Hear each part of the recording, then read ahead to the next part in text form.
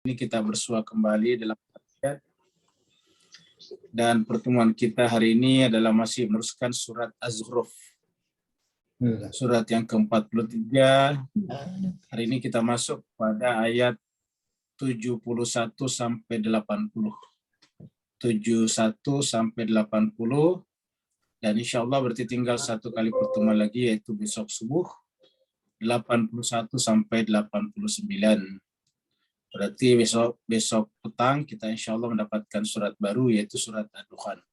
Bapak yang berbahagia, di kita dokter siapa ini Ustadz yang hadir?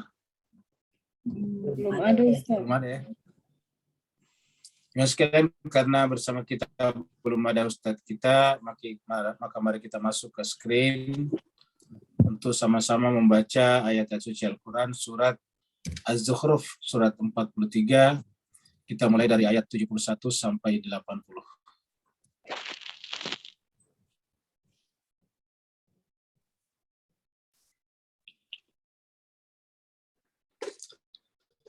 A'udzu billahi minasy syaithanir rajim. Bismillahirrahmanirrahim. A'udzu billahi minasyaitonir rajim. Bismillahirrahmanirrahim. Yutafu alaihim bisihafim min dhahabin wa akwab. Yutafu alaihim bisihafim min dhahabin wa akwab.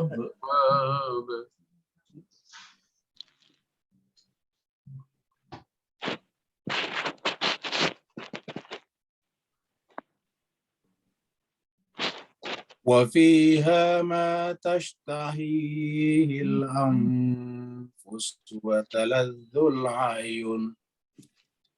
وفيها ما تشتهيه الأنفس وتلذ الأعين.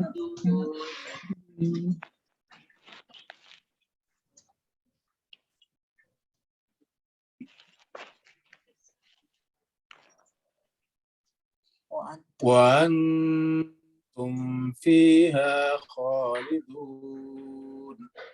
وأنتم فيها خالدون.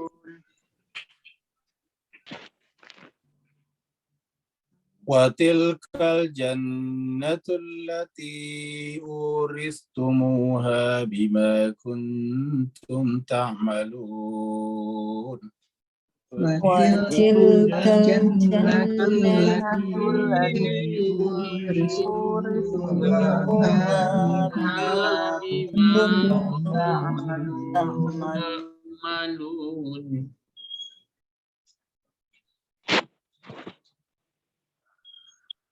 لكم فيها فاكهة كثيرة منها تأكلون. لكم فيها فاكهة كثيرة منها تأكلون.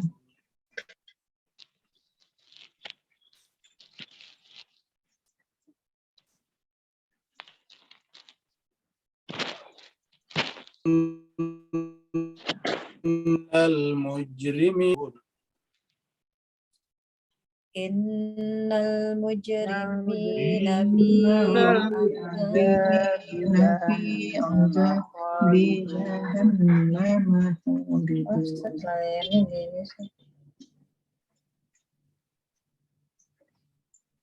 إن المجرمين في عذاب جهنم لا يفتر عنهم وهم فيه مبلسون. لا يفتر عنهم وهم فيه مبلسون. وما ظلمناهم ولكن كانوا هم الظالمين.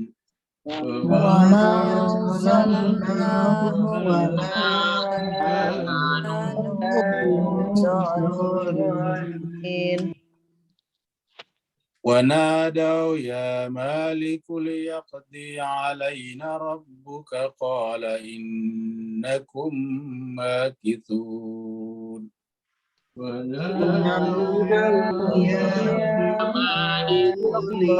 لكل يقضي علينا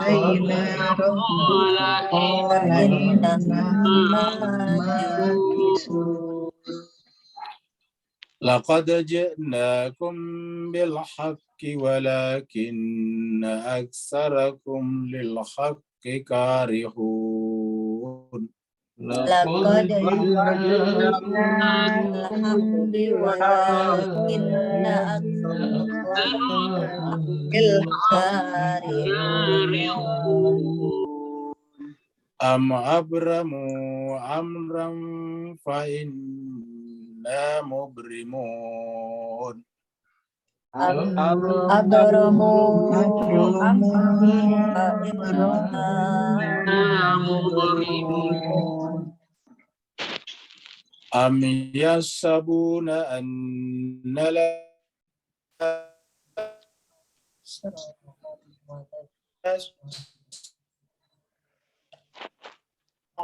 أم يحسبون أننا نسرهم ونجواهم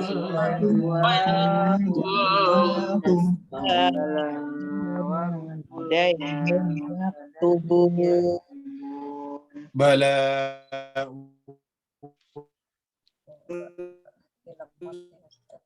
رسلنا لديهم يكتبون بلى ورسلنا لديهم يكتبون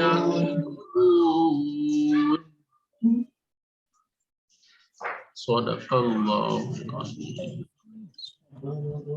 صدق الله العلي العظيم صدق الله العلي العظيم اللهم صل وسلم وزد وبارك على رسول اللهم صل الله وسلم وبارك على رسول الله وآله الأطهار على رسول الله وآله الأطهار اللهم صل على محمد اللهم صل على محمد وآله. Bapak Ibu sekalian, mohon maaf sebelum kita lanjut, ini suara saya kedengaran baik nggak? Kedengaran Ustaz, kedengaran. Kadang-kadang nggak oke. Suara saya kedengaran lancar atau terputus? ya kadang-kadang hilang. Soalnya saya mendengar Bapak Ibu semuanya terputus-putus. Betul, agak terputus-putus itu. Ya betul. Lebih baik Ustaz keluar lagi terus masuk. Suaranya terputus-putus, Ustaz. Ini Putus-putus, saya juga terdengar ini putus-putus dari sana. Kita ganti dulu. Iya Ya, ya. Ustaz juga terputus. tapi udah oke kok sekarang.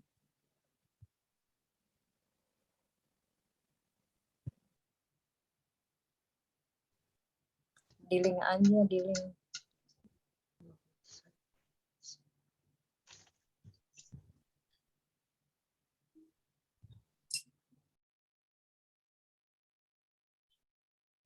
Bapak Ibu sekalian, bagaimana sekarang suaranya? Jelas, kedengaran? jelas. Nah, bagus ya. Iya udah Ya. oke. Bapak Ibu sekalian, terima kasih banyak tadi telah ikut membaca ayat suci Al-Quran. Kita berharap Allah SWT senantiasa mencatat semua amalan kita, huruf demi huruf yang kita baca, dan menjadi wasilah bagi Bapak Ibu semuanya untuk nanti mendapatkan tempat yang seindah-indahnya di sisi Allah SWT, ketika pada saat itu tidak ada lagi yang bisa mendapatkan pertolongan kecuali pertolongan dari Allah Rabbul Alamin. Kita teruskan surat Az-Zukhruf kita, surat yang ke-43. Az-Zukhruf artinya perhiasan emas. Kemudian turunnya surat ini di Mekah, makanya disebut dengan surat Makkiyah. Jumlah ayat 89 ayat, dan tadi kita sudah baca sampai ayat 80. Berarti tinggal 9 ayat lagi untuk kita sisakan besok subuh insya Allah. Terakhir, tadi pagi kita sudah sampai di ayat 70, 69, 70. Di mana Allah SWT berfirman, A'udzubillahi minasyaitonirrajim, Bismillahirrahmanirrahim. Alladzina amanu bi ayatina. Bagi orang-orang beriman kepada ayat-ayat kami, wa kanu muslimin, dan mereka termasuk orang yang berserah diri. Makanya Allah mengatakan wala tamutunna illa wa antum muslimin. Janganlah mati sebelum berserah diri, karena ini adalah syarat kriteria untuk udkhulul jannah, untuk dipersilakan masuk ke dalam surga, antum wa azwajukum, kalian dan pasangan-pasangan kalian. Tuhbarun, di dalam surga itu digembirakan, diberikan hiburan hati yang menyebabkan mereka merasa terbalaskan semua pengorbanannya dulu di dunia. Sekarang ayat baru, ayat 71. Bapak sekalian, ini adalah contoh sebuah istana yang terbuat dari emas. Kita lihat semuanya adalah emas. Nah, jemaah sekalian, di dunia ini jemaah sekalian tentu tidak perlu membuat seperti ini sebetulnya. Kalau misalnya untuk rumah kita, apa sebabnya? Berbahaya. Yang kedua adalah toh akan kita tinggalkan. Nah, maka kemudian Allah SWT kepada mereka yang mampu menahan diri dan dari tidak berlebih-lebihan hidupnya di dunia, maka kemudian di akhirat akan diberikan balasan lebih daripada ini. Coba kita lihat jemaah sekalian, ini semuanya kolom-kolomnya, tiang-tiangnya adalah dari emas. Ini adalah di dunia saja ini kelihatan indah, dan ini untuk di hadapan Allah tidak ada apa-apanya. Ini di sisi Allah SWT ini semuanya tidak ada apa-apanya. Yutafu alaihim bisihafin min dhahabin.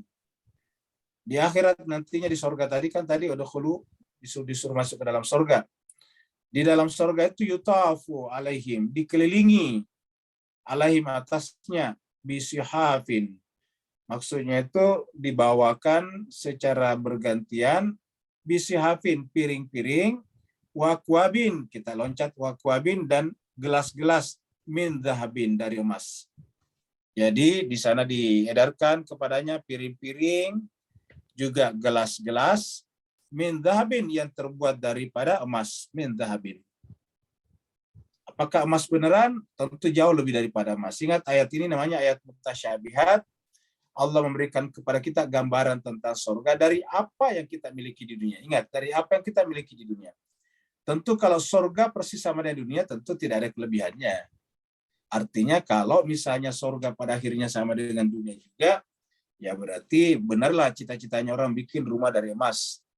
Jadi ini hanyalah sekedar perumpamaan saja. Tentu emasnya akhirat atau ke surga jauh lebih daripada emasnya dunia.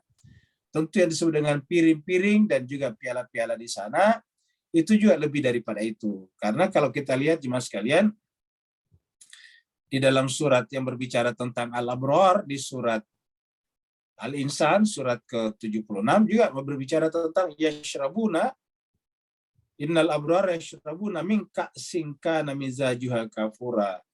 Aina yashrabu biha yufajjirunha tafjira. Di sana juga mereka minum dengan mata air yang tidak pernah kering. Nah, kata-kata mata air yang tidak pernah kering, tidak pernah berhenti adalah berarti ketika di dunia mereka minum, mereguk, yaitu kearifan, cinta dari sumber yang benar. Sumber mata air yang benar adalah sumber mata air yang bening yang tidak pernah berhenti. Kenapa? Karena sumber mata air yang bening adalah terhubung dengan Allah Subhanahu wa taala yang juga tidak pernah terputus. Nah, mereka di sana pun diberikan piring-piring dan piala-piala ataukah gelas-gelas yang terbuat dari emas. Bapak Ibu sekalian, emas ini adalah simbol keindahan. Emas ini juga adalah simbol kelembutan. Jadi emas itu indah dan lembut. Wa fiha, dan di dalam surga itu ma tashtahihi. Di surga itu semua yang mereka inginkan. Jadi kata ma di sini kita artikan semua. Jadi apa saja yang mereka inginkan. Kata-kata inginkan di sini ada di belakangnya kata al-anfus. Ini al-anfus. Diri, jiwa. Jadi semua yang manusia secara fitrah inginkan ada di sana. Jadi semua yang manusia secara fitrah, secara nafs inginkan ada di sana. Karena di dunia ini justru kalau kita memperturutkan kehendak nafs, hawa nafs, justru bisa merusak diri kita. Kalau di dunia kita perturutkan semua yang diinginkan oleh nafs kita, bisa berbahaya. Kenapa? Karena nafs itu adalah non-materi, sedangkan semua yang ada di dunia bersifat materi.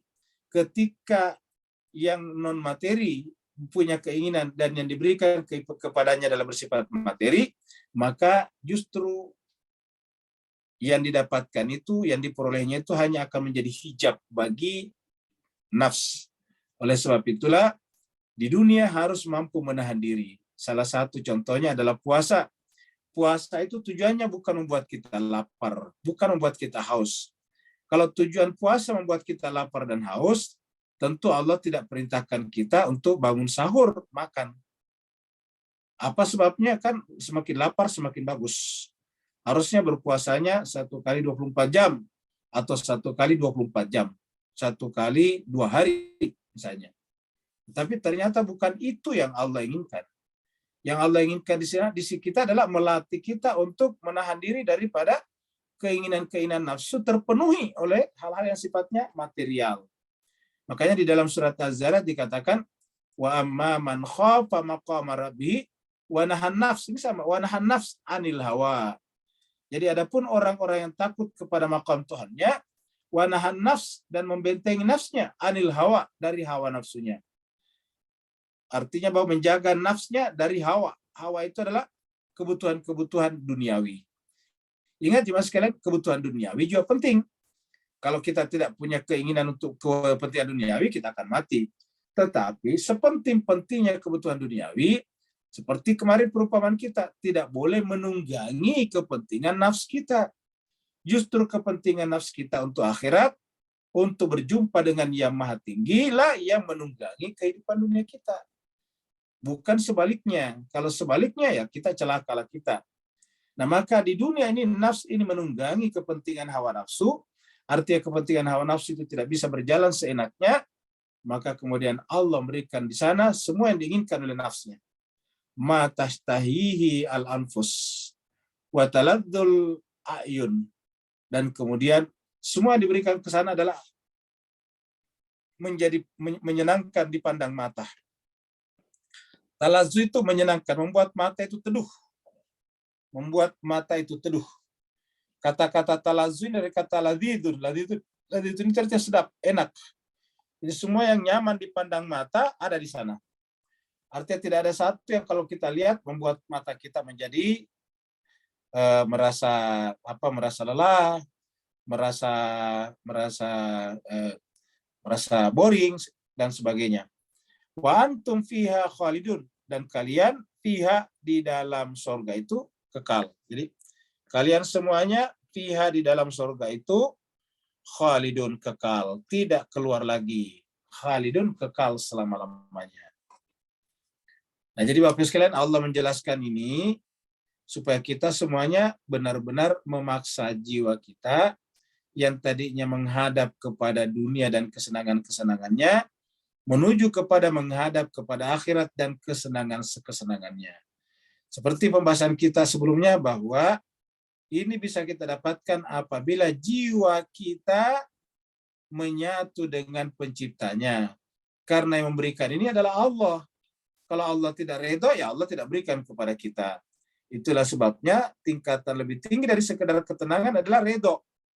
Ya ayyatuhan nafsul mutmainnah irja'i ila rabbiki radiyah. Jadi harus ridha dulu baru mardiyah. Radiyatan mardiyah. Jadi selalu ridha.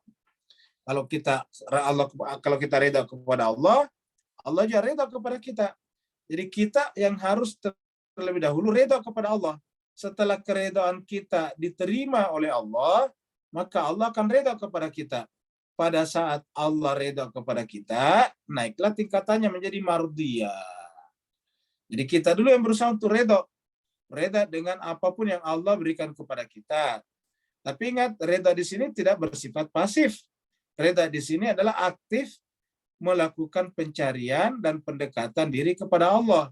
Dalam perjalanan itu kemudian ada kejadian-kejadian, seperti Nabi Yunus kemudian dibuang ke dalam perut ikan, Nabi Yusuf dibuang oleh saudaranya masuk ke dalam sumur, Nabi Ayub kemudian kena penyakit yang sangat berat.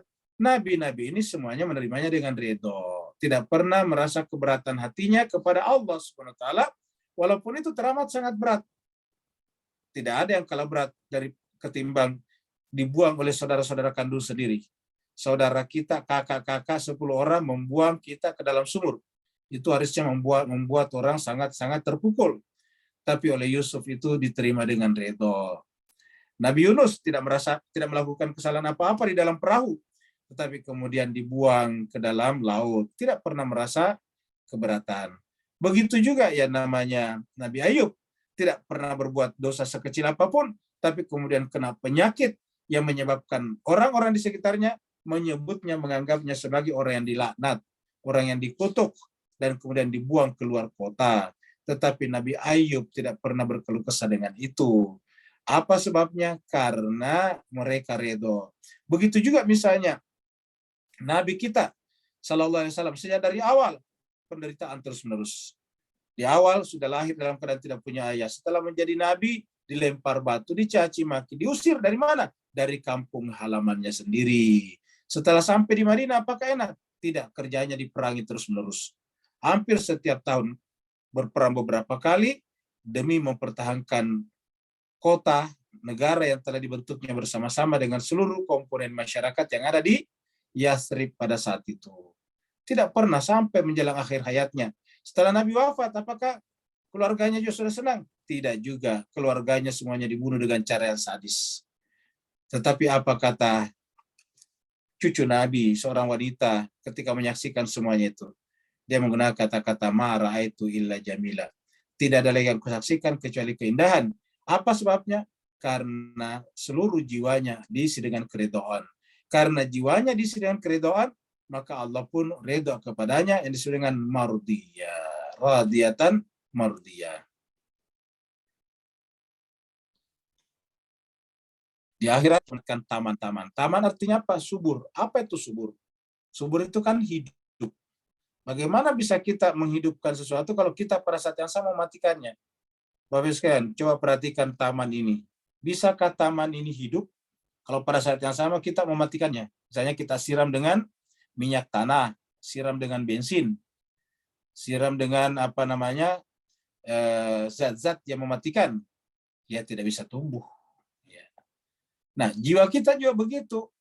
Jiwa kita itu tidak bisa menyuburkan apabila pada saat yang sama diberikan hal-hal yang mematikan. Ya, mematikan hati kita, yaitu terpautnya hati kepada selain Allah, itu mematikan hati kita. Bahkan pada saat yang sama dengan terpautnya hati kita kepada selain Allah, maka kemudian lahirlah kebencian, amarah yang luar biasa, yang kemudian melahirkan pertumpahan darah, melahirkan kekerasan atas nama apapun juga. Begitu terjadi kekerasan kan artinya mematikan. Kekerasan itu adalah berniat mematikan pihak lain. Padahal dalam agama Al-Quran menjelaskan mematikan semut saja dilarang. Surat An-Naml. Sedemikian mulianya semut dibikinkan satu surat, namanya surat An-Naml, surat semut. Ya. Begitu mulianya yang namanya madu dibikinkan satu surat, surat madu, surat lebah dalam Al-Quran. Jadi begitu mulianya mereka diberikan surat khusus, surat lebah berbicara tentang lebah. An-Naml berbicara tentang semut dan sebagainya. Jadi sebagai bagaimana mungkin orang kemudian berbicara tentang agama tetapi bersikap diam atau bahkan seakan-akan membenarkan kekerasan dengan alasan yang bersangkutan jahat. Sejahat-jahatnya orang tidak punya alasan untuk bertindak kekerasan kepadanya. Kenapa hidup ini justru dibuat, agama justru datang untuk membuat peraturan-peraturan, mekanisme-mekanisme hukum yang menyebabkan semua kejahatan berjalan ataukah dihukum berdasarkan mekanisme yang berjalan tersebut. Nah, Bapak Ibu Jemaah sekalian, maka ini bisa subur karena kita menyuburkannya. Bisa hidup karena kita menghidupkannya. Siapa yang mematikan satu orang, seakan-akan mematikan seluruh manusia. Siapa yang menghidupkan satu orang, sama dengan menghidupkan seluruh manusia. Akhirnya apa yang kita dapatkan di surga? Buah. Yang keluar ini kan buah, Bapak Ibu sekalian. Pohon ini ditanam untuk mendapatkan buah ini. Inilah hasil, inilah resultnya. Inilah ujung daripada proses itu. Nah, sorga itu adalah buah. Makanya jangan heran berbicara tentang sorga, isinya pohon-pohonan dan buah-buahan. Pohon-pohonan adalah kehidupan, buah-buahan adalah hasil daripada menghidupkan kehidupan. Jadi tugas kita umat Islam adalah menghidupkan kehidupan. Bahkan Nabi datang bukan hanya menghidupkan kehidupan, tapi justru menghidupkan jiwa-jiwa, hati-hati, sukma-sukma yang mati. Watil kaljana itulah sorga. Watil kaljana itulah sorga. Allati yang uristumuha, yang diwariskan kepada kalian. Kepada kalian siapa tadi? Beriman dan beramal saleh. Uristumuha bima kuntum, sebagai akibat, sebagai hasil dari apa kuntum kalian dulu di dunia tak malun kerjakan. Jadi amal di sini. Jadi jemaah sekalian, inti daripada ilmu adalah amal. Jadi di sini ada ilmu, itu kondisinya ada amal. Tidak ada amal kalau tidak ada ilmu. Jadi kalau ini tidak ada, ini juga tidak ada. Apa sebabnya? Yang diamalkan itu adalah sesuatu yang kita ketahui. Kalau amalannya salah, berarti ilmu tentang amalan itu salah. Jadi sebab itulah ilmu dan amal ini tidak bisa dipisahkan. Ilmu dulu baru amal. Makanya ayat pertama turun adalah Iqra dulu, bacalah. Karena dengan membaca, terkonstruksilah pengetahuan itu pada jiwa kita. Setelah pengetahuan itu terkonstruksi pada jiwa kita, menjadi power, menjadi pendorong, menjadi driver untuk bertindak dengan tubuh kita. Tindakan dengan tubuh namanya amal. Tindakan dengan tubuh amal. Ilmu, pikiran, ini di pikiran, ini di tubuh. Ini adalah dengan tangan, dengan kaki, dengan panca indera, ini amal. Jadi membaca Al-Quran itu melihat dengan mata. Mendengarkan ceramah itu menggunakan kuping. Jadi semuanya amal itu menggunakan perbuatan. Sedangkan ini di pikiran. Dan antara ilmu dan amal ini adalah terkomunikasi. Ada relasi timbal balik terus-menerus. Ilmu bertambah, amal bertambah. Amal ditambah, ilmu juga menjadi bertambah. Seperti itu. Jadi, tapi awalnya di sini, jadi kalau ibaratnya kita cari mana duluan ya? Ya, mana duluan? Ilmu atau amal, seperti telur atau ayam. Nah, ini jelas yang pertama di sini. Ilmu dulu, baru amal. Amal diamalkan menjadi ilmu lagi, gitu. Jadi berputar-putar terus-menerus. Ilmu, amal, ilmu, amal, ilmu, amal. Lakum fiha fakihatun, di dalam sorga itu, ini jannah, di dalam jannah ini ada berbagai macam buah-buahan. Buah-buahan bisa bermakna buah-buahan beneran, tetapi terutama bermakna hasil. Buah itu kan hasil. Hasil dari amal tadi di sini. Jadi buah ini bisa bermakna hasil. Ya, bisa juga bermakna memang adalah buah-buahan di sorga ini. Ya, bisa juga bermakna adalah hasil amal perbuatan kita adalah disebut dengan fakihatun. Lakum fiha fakihatun katsiratun, ada buah yang banyak. Karena Allah mengatakan kalau orang berbuat buruk, imbalannya sama dengan keburukan itu. Tapi kalau berbuat baik, kebaikannya adalah berkali-kali lipat. Sama dengan ratusan kali lipat. Lakum fiha fakihatun katsiratun minha ta'kulun, dan itu bisa kita makan. Kalau artinya itu adalah hasil, kita nikmati. Makan itu kan dinikmati. Jadi yang kita nikmati di sorga itu adalah hasil usaha. Hasil keringat kita di dunia, yaitu keringat amal yang merupakan buah daripada ilmu kita.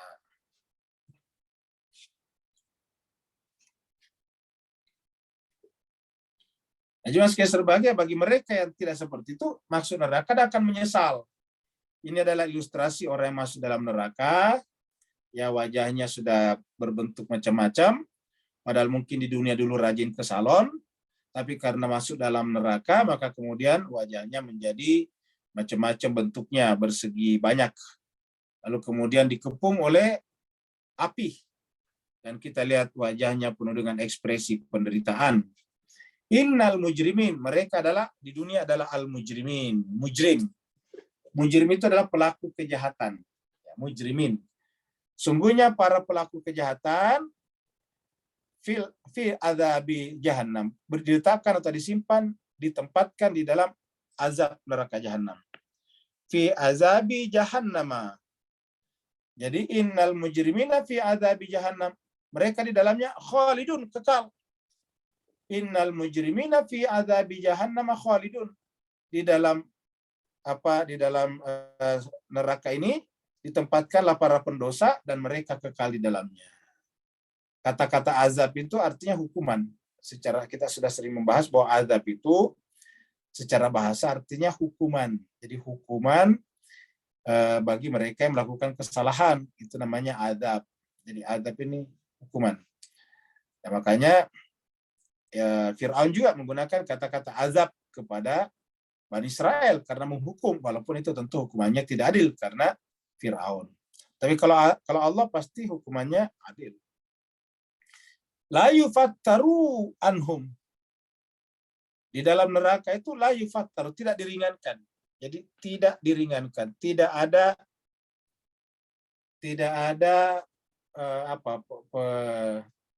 ada yang bisa menjadi penyebab yang bersangkutan itu dihilangkan sebagian hukumannya. Tidak ada alasan untuk dapatkan dispensasi, tidak mendapatkan dispensasi atas hukuman mereka. Jadi tidak ada dispensasi, tidak ada keringanan, tidak ada semacam perlakuan khusus.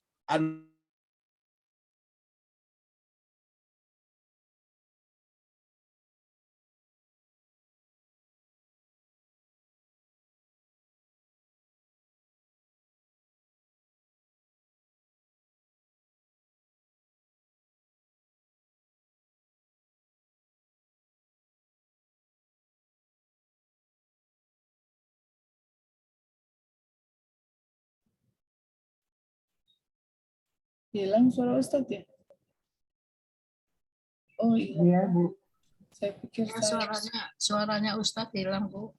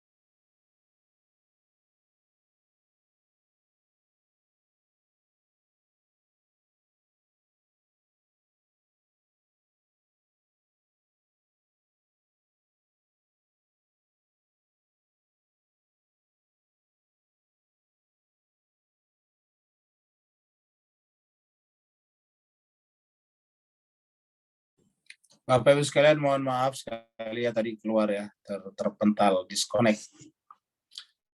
Kita masuk lagi. Nah, jadi Bapak Ibu sekalian, tadi kita sampai di sini. Jadi innal mujrimina fi adzabi jahannam khalidun. Sungguhnya para pendosa itu diletakkan di dalam azab siksa hukuman, yaitu jahanam. Dalam bahasa kita jahanam itu artinya sangat-sangat sadis ya. Kalau disebut dengan orangnya jahanam disebut dengan sangat sadis, dan mereka kekal di dalamnya. La yufattaru anhum, tidak diberikan keringanan, tidak ada dispensasi mereka di dalamnya. Wahum, dan mereka fihi, di dalam neraka itu, dalam neraka jahanam ini hanya kerjanya berputus asa, berkeluh kesah, berputus asa terus-menerus setiap saat. Ya, walaupun dia tahu putus asanya tidak bisa lagi menghentikan hukumannya, tetapi kerjanya di sana berputus asa, serasa menikmati penderitaan yang sifatnya kekal ini, khalidun. Dan ini jemaah sekalian berbahagia, Allah sampaikan ini kepada kita supaya jangan sampai kita menjadi bagian dari orang yang berputus asa ini. harus membaca ayat-ayat ini jemaah sekalian, harusnya kita benar-benar terkesan namanya. Ada taksur, ada bekas pada jiwa kita. Kita takut. Karena ini bukan persoalan sehari dua hari. Tapi selama-lamanya. Kalau di dunia orang di penjara paling setahun, 10 tahun, 20 tahun. Tetapi kalau di akhirat,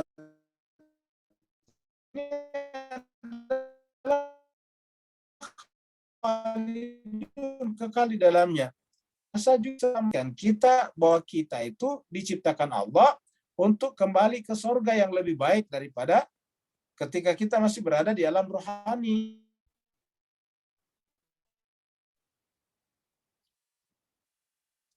Yang sekali berbahagia ini adalah ilustrasi yang menarik. Jadi pada akhirnya siapapun orang akan seperti ini. Hanya memperindah dirinya, setiap hari pergi ke salon, setiap hari pergi ke pergi macam-macam tuh memperindah tubuhnya, sehingga kemudian tidak ada waktu untuk Tuhannya. Jadi bagi dia Tuhannya adalah tubuhnya. Bagi dia tubuhnya adalah investasi paling besar. Lupa kalau tubuhnya dia itu dari Tuhannya Allah. Nah, sehalus-halusnya perempuan ini, sepintar-pintarnya menjaga kesehatannya, ujungnya ke batu nizan juga di sini. Nah, ketika dia masuk ke dalam batu nizan ini, akhirnya kemudian bangkit di sana di alam berikutnya. Ketika bangkit di alam berikutnya, mereka baru menyadari bahwa ternyata kehidupan dunia itu telah memperdaya dirinya. Nah, memperdaya diri namanya zalim. Maka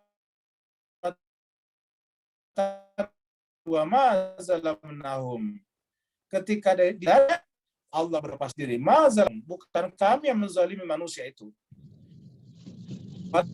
Lakin akan tetapi kanu adalah mereka sendiri hum zalimin, yang zalim. Jadi humu zalimin, mereka sendiri yang zalim.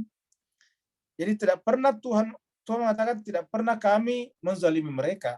Allah justru cinta kepada hambanya. Justru karena cintanya kepada hambanya diciptakan. Karena dengan menciptakannya dia akan naik peringkatnya. Karena sebelum diciptakan, dalam suasana yang sangat pasif, begitu diciptakan, dia menunjukkan perjuangannya, dia juga mengenal Tuhannya dengan baik dari tempat yang disebut dengan dunia ini. Dari tempat yang dunia ini, dia melihat Tuhan dengan sangat terang benderang. Maka kemudian harusnya setelah melihat Tuhan dengan terang benderang, harusnya melahirkan kerinduan yang juga terang benderang, yang menggerakkan yang bersangkutan kepada Allah. Kalau ini tidak terjadi, zalim namanya kepada diri sendiri, karena Allah menciptakan jiwa kita memiliki sifat rindu. Tapi sayangnya sifat rindunya jiwa disalahgunakan oleh manusia, disimpangkan, disalahgunakan. Harusnya rindu itu adalah kepada Allah penciptanya, tetapi kerinduan itu diarahkan kepada benda-benda, rindu kepada perhiasan, rindu kepada pangkat dan jabatan, rindu kepada pujian-pujian manusia, rindu kepada pasangannya, rindu kepada macam-macam. Akhirnya kemudian kerinduannya kepada Tuhannya redup, tertutup, terhijab. Nah, ketika kerinduan kepada Tuhan itu tertutup dan terhijab, namanya menzalimi diri sendiri. Ma zalamnahum walakin kanu hum zalimun. Bukan kami yang menzalimi mereka, akan tetapi mereka sendiri yang telah menzalimi dirinya sendiri. Kami, kata Tuhan, telah menciptakan manusia adalah merupakan serpihan daripada jiwa kami, kata Tuhan. Jiwaku, kata Tuhan. Diriku, kata Tuhan. Yaitu dengan kata-kata fitrat Allah allati fataran nas 'alaiha. Wa man ahsanu, dan siapa lebih baik daripada celupan daripada Allah Subhanahu wa taala. Jadi kita ini adalah celupan, kita ini adalah serpihan dalam tanda petik daripada fitrah Allah Subhanahu wa taala. Jadi wa ma zalamna walakin kanu hum az-zalimin. Merekalah yang menzalimi diri mereka sendiri. Nah, jadi Bapak Ibu sekalian, ayat seperti ini berkali-kali muncul dalam Al-Qur'an. Kalau kita rajin baca Al-Qur'an, kita akan sering sekali menemukan ayat seperti ini. Bahwa di akhirat itu bukanlah Allah yang menciptakan kita dalam keadaan zalim, tapi kita yang zalim kepada diri kita sendiri.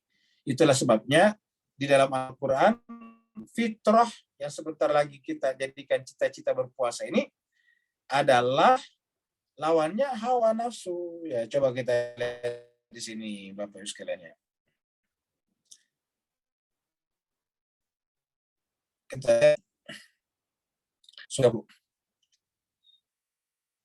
Ya, surat 30. Ini internetnya lelet sekali, Pak. Ya.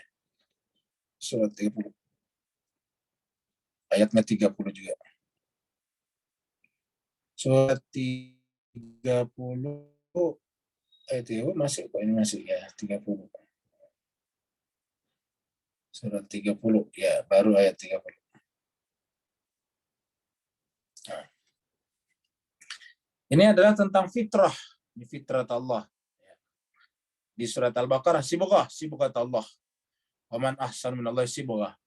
Nah, sekarang kita mundur dulu. Ini kan 30, kita mulai dari 28 coba. Allah mengatakan begini. Darabalakum, Allah membuat perumpamaan bagi kalian. Darabalakum masalahnya perumpamaan. Allah membuat masalah perumpamaan lakum untuk kalian. Min anfusikum, dari diri kalian sendiri. Hal lakum, adakah bawahan kamu, entah itu budak pada zaman dulu, entah itu bawahan sekarang. Hal lakum mimma malakat aimanukum min syuraka, yang kalian jadikan sekutu, fi marazaqnakum, dari apa yang kami rezekikan kepada kalian. Jadi bisa anak, bisa pasangan, bisa benda-benda, pokoknya apa saja, semuanya rezeki Allah. Kalau kita mempersekutukan Allah dengan patung, patung itu rezeki Allah kepada kita, yaitu batu. Hakikatnya patung kan batu itu rezeki Allah berikan kepada kita. Karena dengan batu kita bisa membangun bangunan, dengan batu kita bisa membuat semen dan sebagainya. Fa antum fihi sawa, lalu kemudian kalian sama dengan bawahan tersebut atau budak tersebut. Fa antum fihi sawa takhafunahum kakhifatikum anfusakum, sehingga kamu takut kepada mereka, takutkan mereka sebagaimana ketakutan pada dirimu sendiri. Artinya saking cintanya kepadanya, apa yang kamu takutkan pada dirimu juga kamu takutkan terjadi pada itu. Apa yang kamu inginkan terjadi pada dirimu juga kamu inginkan terjadi pada benda itu. Anfusakum. Kadzalika nufassilul ayat. Begitulah kami menjelaskan ayat, nufassilul ayat liqaumi yaqilun, kepada mereka yang menggunakan akalnya. Jadi ini hanya bisa dicerna dengan akal. Jadi harus mengaktifkan akal kita kalau bicara tentang perumpamaan. Ini perumpamaan. Daraba lakum masalan. Kalau Allah bikin perumpamaan itu harus dicerna dengan akal. Kenapa? Namanya perumpamaan berarti tidak persis seperti itu. Namanya saya perumpamaan hanya sekedar memantik kita untuk berpikir kepada hakikat yang berada di balik perumpamaan tersebut. Balik taba alladzina zalamu ahwa'ahum. Nah, bagi mereka tadi zalamu, bagi mereka tadi yang menzalimi diri sendiri, yang keinginan duniawinya, keinginan materialnya, keinginannya sifatnya cetek, jangka pendek, superficial, bukan substansial. Keinginan subjektif emosionalnya, maka dengan bighairi ilmin, bertentangan dengan ilmu. Jadi orang zalim itu kenapa disebut zalim? Karena mengikuti hawa nafsunya tanpa ilmu. Artinya ilmu itulah yang harusnya membimbing kita punya hawa nafsu, bukan hawa nafsu membimbing kita punya ilmu. Faman yahdi man adallallah. Kalau mereka sudah mengikuti hawa nafsunya, maka mereka tersesat. Kalau mereka sudah tersesat, maka faman yahdi man adallallah. Siapa lagi yang bisa memberikan hidayah, petunjuk kepada orang yang Allah sesatkan? Wa ma lahum min nasirin. Orang seperti itu tidak ada penolong. Nah, apa yang disebut dengan zalim tadi di sini, zalamu? Nah, ternyata adalah lawan daripada fitrah. Nah, lawan daripada tadi zalim memperturutkan nafsu. Fa'akim wajhaka. Maka berhentilah seperti itu, hadapkanlah wajahmu lid-dini hanifah, kepada agama saja secara lurus. Nah, fa'akim wajhaka lid-dini hanifah ini salah satu caranya adalah puasa. Karena puasa itu selama ini, karena makanan, minuman selama ini telah menguasai diri kita. Hampir tidak pernah kita berpikir tanpa berpikir tentang makanan dan minuman. Ini harus kita jujur mengakuinya. Hampir tidak pernah sesaat pun kita berpikir tanpa melibatkan makanan dan minuman padanya. Waktu bangun pagi, lantas kita berpikir kita makan apa ini pagi ini. Setelah makan pagi, berpikir lagi makan apa sebentar siang. Sebentar siang, setelah makan siang, berpikir apa lagi makan tadi malam. Tadi malam mau tidur, berpikir. Sambil berpikir-pikir menunggu tidur, berpikir besok pagi kita makan apa lagi. Begitulah seterusnya, sehingga pikiran kita dikuasai oleh hanya makanan dan minuman, sehingga tidak ada waktu bagi pikiran kita untuk menghadap kepada Allah. Jiwanya. Maka kemudian ayat ini menjelaskan kepada kita di antara cara untuk menghadapkan wajah kepada Allah selain sholat adalah puasa. Karena dengan puasa kita telah menghentikan aktivitas makan minum itu. Fakim wajah kali dini hanifah. Maka hadapkanlah wajahmu kepada din hanifah, kepada agama secara hanif, secara lurus. Fitrat Allah. Fitrah Allah itulah allati yang fatara, dia Allah jadikan bagi fitrah manusia, fataran nas. Fitrah Allah allati fataran nas, fitrah Allah itulah yang dia fitrahkan kepada manusia. Jadi kalau kita bahas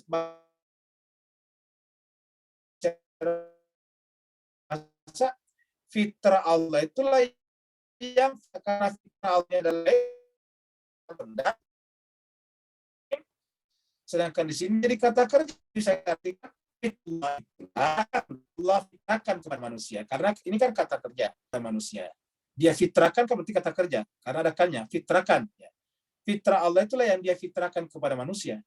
Jadi fitrah manusia adalah fitrah Allah. Ya, fitrah Allah allati fataran nasa 'alaiha. Nah, artinya apa? Bahwa jiwa kita yang diinginkan Allah SWT, tetapi ketika kerinduan itu diarahkan kepada benda-benda, maka jiwa kita itu mengalami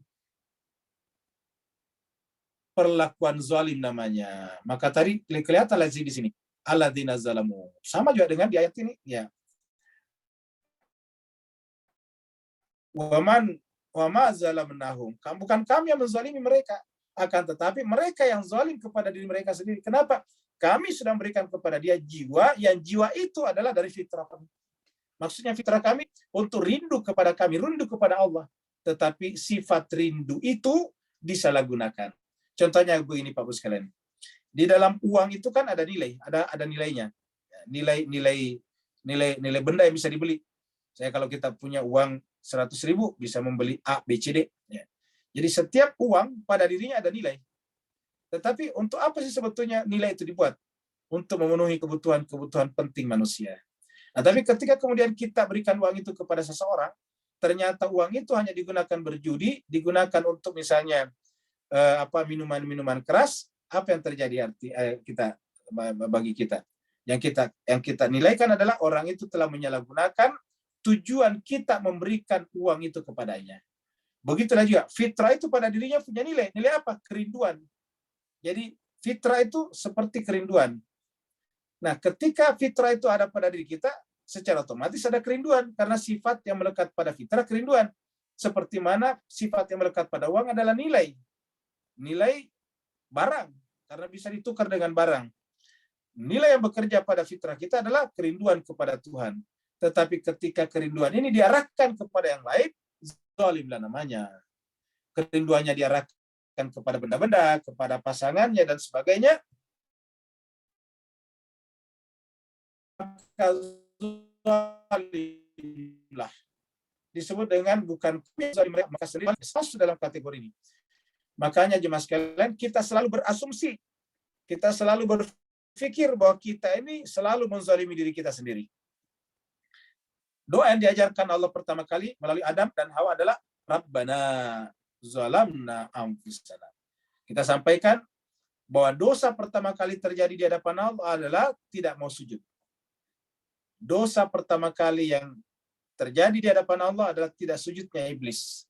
Tetapi doa itu tadi dosa. Doa yang pertama diajarkan Allah kepada kita melalui Adam dan Hawa adalah menzalimi diri sendiri. Jadi kalau begitu, apa itu menzalimi diri sendiri? Tidak sujud kepada apa yang Allah perintahkan. Kalau kita sujud kepada Allah perintahkan, kita selamat daripada menzalimi diri sendiri. Karena kita pasti akan menyalurkan kerinduan kita kepada Allah melalui orang manusia suci yang Allah minta kita kepadanya sujud. Maka Allah mengatakan, wa ma zalamnahum walakin kanu anfusahum zalimin, dan diajarkanlah kita doa Rabbana zalamna anfusana, ya Allah, kami ternyata telah menzalimi diri kami sendiri.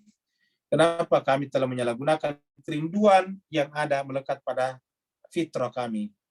Rabbana zalamna anfusana fa illam, kalau bukan kamu yang mengampuni, fa illam taghfir lana, kalau bukan kamu yang mengampuni kami, wa tarhamna, dan menyayangi kami, mengasihi kami, lanakunanna minal khasirin, kami akan masuk ke dalam golongan orang-orang yang merugi.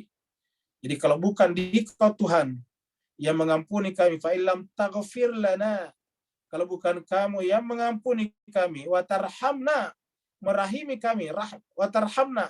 Karena apa kata Nabi Yusuf berkenaan dengan dirinya? Dia katakan, wa ma ubari'u nafsi, inna nafsala amaratun bisu. Ingat, inna nafsala amaratun bisu. Maka di situ doanya, fa illam, dan Nabi Yusuf mengatakan illa ma rahim rabbi. Coba kita lihat surat Yusuf surat 12 ya. Surat nomor 12 ya.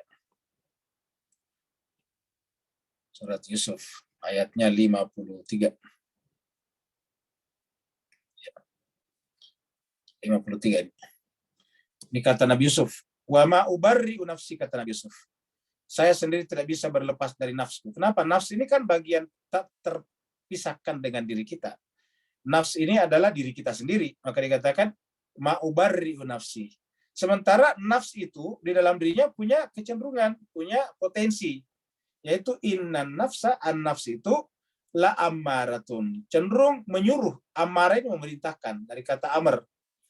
Innan nafsa, sebenarnya nafs itu la ammaratun. Punya kecenderungan untuk mendorong kita besok melakukan hal yang buruk.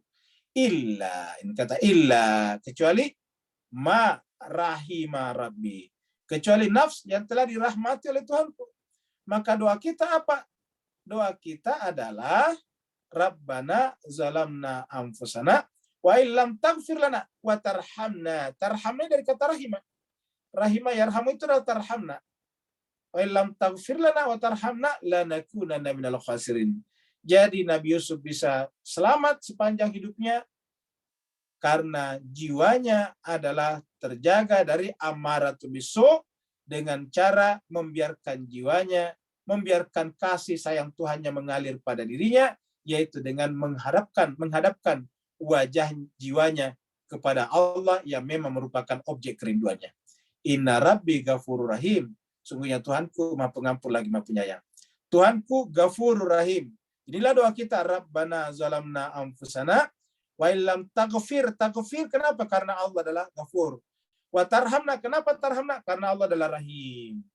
Wa illam taghfir lana wa tarhamna lanakunanna minal khasirin. Kalau bukan karena Ghafurmu, kalau bukan karena Rahimmu Tuhan kepada kami, lanakunanna minal khasirin. Ya Allah, kami akan masuk dalam kategori orang merugi di mana? Nanti di akhirat.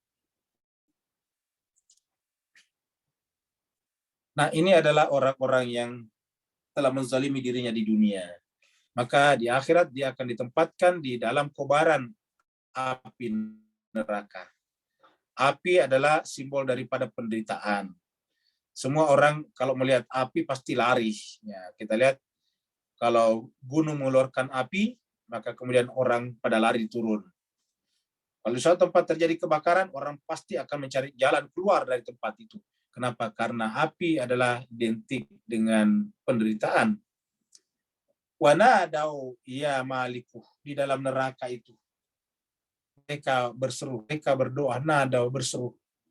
Ya Malik, wahai penguasa neraka. Penguasa itu kan bahasa Arabnya Malik. Maka disebut dengan malaikat Malik. Padahal Malik artinya penguasa. Wahai penguasa neraka. Ya Malik, wahai penguasa neraka. Maksudnya penjaganya neraka. Liyaqdi, sampaikanlah kepada Tuhanmu. Ya. Kata sampaikan kepada Tuhan kita ambil dari memahami ayat ini. Ini pasti ada kata-kata wahai Malik, wahai penjaga neraka, sampaikanlah kepada Tuhan. Li agar ia kedi memutuskan penderitaan kami. Dengan cara udahlah mematikan kami saja. Li yakdi alaina. Supaya memutuskan penderitaan ini kepada kami. Rabbuka Tuhanmu. Jadi sudah tidak mengatakan Rabbi, tapi Rabbuka. Karena memang di dunia mereka tidak menganggap Allah sebagai Tuhannya. Kalau toh menyebut Allah itu hanya di mulut saja, di hati tidak. Tuhannya di hati adalah benda-benda. Tuhannya di hati tadi orang zalim ini adalah benda-benda. Tuhannya di hati adalah uang, Tuhannya di hati adalah suami istrinya, Tuhannya di hati adalah pangkat jabatannya, Tuhannya di hati bahkan tadi tubuhnya kita lihat tadi wanita di kuburan. Tuhannya di hatinya itu adalah tubuhnya. Bagi dia tubuhnya lah yang menjadi segala-galanya. Maka dia masuk neraka dan minta, wahai Malik, liyaqdi alaina rabbuka, supaya Tuhanmu memutuskan mengakhiri penderitaan kami. Pala kata malaikat Malik, innakum makisun. Tidak mungkin, sesungguhnya kalian makithun, akan tetap tinggal di dalam neraka.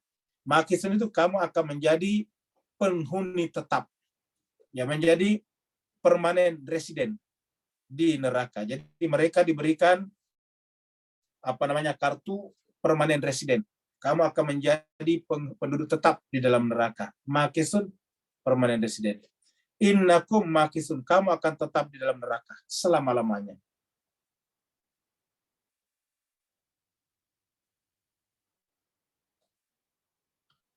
Najmas Keser bahagia ketika tadi meminta seperti itu dan malaikat mengatakan kamu akan tinggal selama-lamanya. Malaikat justru bertanya balik seperti yang kita pernah bahas. Apakah tidak pernah datang pemberi peringatan kepadamu? Apakah tidak pernah datang pemberi peringatan kepadamu? Kok kenapa kamu masuk dalam neraka? Di dunia itu kan Tuhan sudah kirim pemberi peringatan. Laqad ji'nakum bil haqq. Ini adalah jawaban Allah melalui malaikat tadi.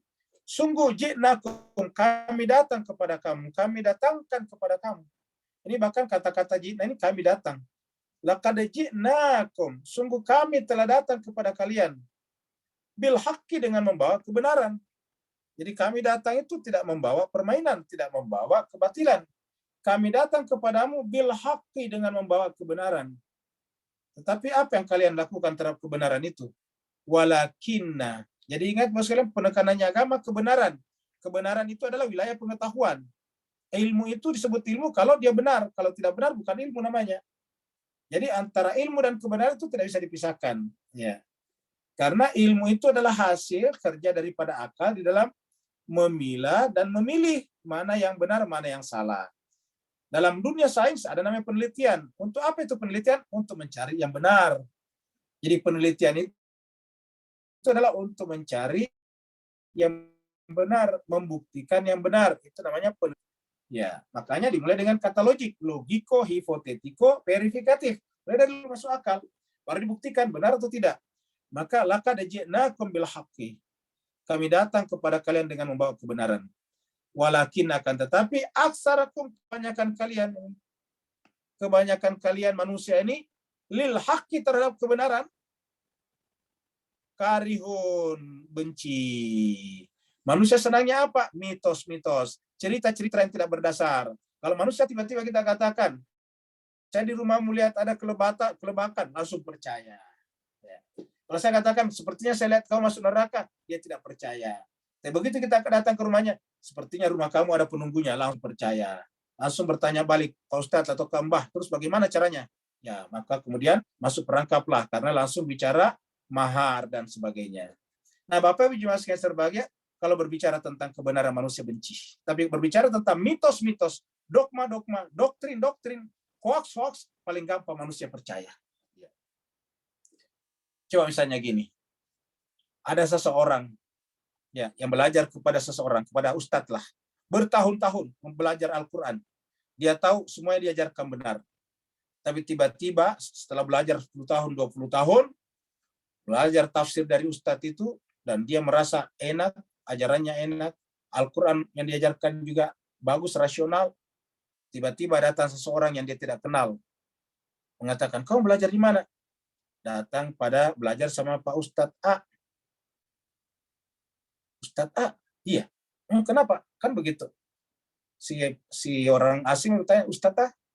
Itu kan, nada itu kan menunjukkan sesuatu yang mencurigakan. Lalu tanya, kenapa? Kamu tidak tahu itu Ustadz A? Kenapa? Itu adalah orang sesat. Masa?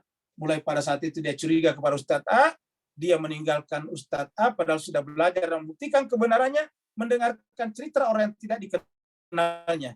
Inilah yang terjadi pada ulama sekaliber Pak Quraisy Shihab, sehingga ditinggalkan. Seseorang datang kepadanya yang tidak tahu siapa orangnya, dari mana asal-usulnya, dari mana belajar, tiba-tiba mengatakan Pak Quraisy Shihab itu adalah sesat karena anaknya tidak pakai jilbab. Sederhana alasannya. Maka kemudian orang meninggalkan Pak Quraisy Shihab. Luar biasa jemaah sekalian. Walakinna aktsarahum lil haqqi karihun. Akan tetapi kebanyakan kalian adalah terhadap kebenaran adalah benci. Dia percaya kepada orang yang hanya kerjanya membuat hoax-hoax di media sosial, lalu kemudian diedarkan kemana-mana, dan dengan ini meninggalkan Ustadz yang telah menghabiskan waktunya belajar dari pesantren, perguruan tinggi, sampai ke Al-Azhar, sampai hafal Al-Quran, sampai macam-macam. Sampai menulis tafsir yang berjilid-jilid itu. Tetapi kemudian dianggap sesat hanya oleh satu orang yang dia tidak kenal. Apa sebabnya? Walakinna aktsarakum lil haqqi karihun. Karena kebanyakan kalian terhadap kebenaran tidak senang. Padahal kalau dia ingin berbicara tentang kebenaran, sederhana sekali. Dia mempertanyakan balik, siapa orang ini? Ya, apa argumen kebenarannya? Seperti itu. Kenapa? Dia sudah belajar sama Pak Quraisy Shihab bertahun-tahun. Ya. Dan banyak lagi ustadz diperlakukan seperti itu, Bapak Ibu sekalian. Maka lakulah ustadz-ustadz yang mengajarkan kekerasan, bahkan menjadikan orang yang menjadi objek kekerasan sebagai barang tertawaan. Seakan-akan wajar, Bapak Ibu sekalian.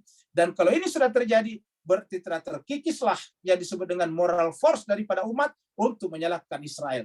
Toh Israel mengaku membela dirinya. Walakinna aktsarakum lil haqqi karihun. Akan tetapi kebanyakan kalian terhadap kebenaran adalah benci. Walakinna aktsarakum lil haqqi karihun. Ingat jemaah sekalian kata-kata ini. Walakin, ulangi lagi. Walakin akan tetapi aktsarakum kebanyakan manusia terhadap kebenaran dia benci. Walakin aktsarakum lil haqqi karihun. Ya. Terhadap kebenaran dia benci. Yang dia suka apa? Subjektivitasnya. Ya. Subjektivitasnya. Karena subjektivitas maka lahirlah standar ganda. Standar ganda terjadi dari apa? Bukan hanya dari kanan, tapi juga dari kiri. Standar ganda terjadi di mana-mana. Ya.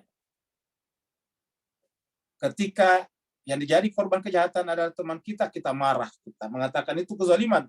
Tapi ketika yang menjadi korban adalah lawan kita, kita mendukungnya. Kenapa? Atau dia adalah musuh kita.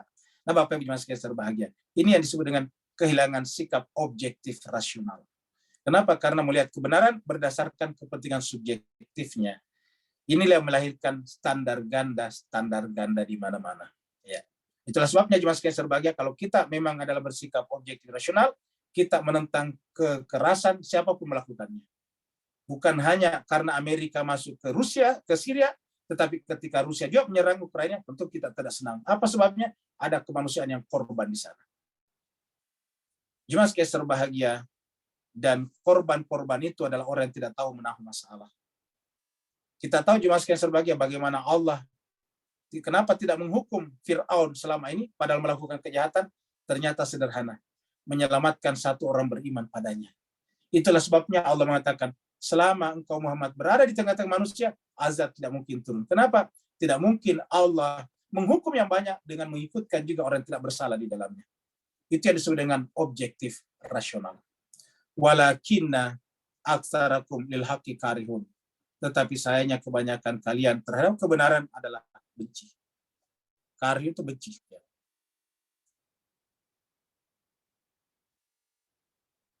Nah, jemaah sekalian berbahagia, lupa bahwa kita semuanya akan meninggal dunia. Dan semua sifat subjektif kita, emosional kita tadinya akan ditinggalkan. Karena setiap perasaan subjektif itu, subjektif emosional, itu adalah terkait dengan kepentingan dunia. Terkait dengan kepentingan dunia. Walaupun dibungkus dengan agama, dengan Tuhan. Tetapi itu adalah kepentingan duniawi. Sehingga apa? Ketika kita meninggal dunia seperti ini, sekalian. Bapak tidak menyangka kalau di dalamnya ini adalah orang yang tadinya lari-lari, jogging, beli sepeda yang mahal untuk untuk menjaga kesehatan. Ya, pergi ke gunung-gunung untuk hiking untuk menjaga kesehatan. Ya, beli alat-alat kesehatan untuk menjaga kesehatannya dan sebagainya. Setiap saat memperbaiki kondisi makanan minumannya biar sehat. Apakah itu salah? Tentu tidak salah. Tetapi yang salah apabila semuanya itu menyebabkan kita lalai daripada Allah SWT. Habis waktu kita untuk hiking, habis waktu kita untuk olahraga jogging, tidak ada waktu untuk belajar kitab suci Al-Quran. Sementara tubuh kita sekuat-kuatnya, sesehat-sehatnya akan diusung seperti ini. Di dalamnya ini adalah tadinya pernah mudah, pernah penampilannya perlente, pernah penampilannya penuh dengan karisma, tetapi sekarang digotong seperti ini. Bahkan ketika meninggal dunia karena COVID, keluarganya tidak ada yang bisa menjenguknya. Mas Geser bahagia. Semua nisan-nisan ini adalah pertanda di dalamnya ada manusia yang pernah hidup seperti kita, seperti Bapak Ibu sekalian, seperti saya juga. Abramu amran fa inna mubrimun. Mereka dengan cara seperti itu seakan-akan membuat tipu-tipu muslihat. Abramu itu membuat tipu daya. Seakan-akan kalau dia sehat tidak mungkin lagi mati. Ingat Bapak sekalian, jangan salah paham, saya tidak menyalahkan orang yang menjaga kesehatannya. Saya tidak menyalahkan orang yang menjaga makanannya, bukan. Yang kita salahkan jangan sampai waktu kita habis menjaga kesehatan, menjaga macam-macam itu, tetapi tidak ada waktu untuk membaca kitab Allah SWT. Padahal tanda kita rindu kepada Allah adalah dengan membaca kitab sucinya, mentadaburi kitab sucinya. Kalau kita saking sibuknya tidak mentadaburi kitab sucinya, pertanyaannya, masih adakah tanda kita rindu kepadanya? Ya. Maka Allah mengatakan, orang seperti itu seakan-akan membangun tipu daya. Seakan-akan dia bisa lepas dari saya. Seakan-akan dia bisa lolos daripada urusan saya. Maka Abramu amran, apakah mereka ingin membuat suatu urusan yang bertentangan dengan kehendak saya? Fa'inna, pada sungguhnya kami, kata Tuhan, mubrimun, juga membuat tipu daya kepada mereka. Dalam pengertian, kami telah menciptakan, kata kami di sini, termasuk di dalamnya hukum-hukum, telah menciptakan suatu hukum yang menyebabkan manusia tidak bisa lolos daripada tambah tua dan tambah mendekati kematian. Manusia tidak bisa lolos dari apa? Dari sifat tambah tua. Sifat apa lagi? Dari sifat tambah dekat kepada kematian. Manusia tidak bisa lolos dari situ.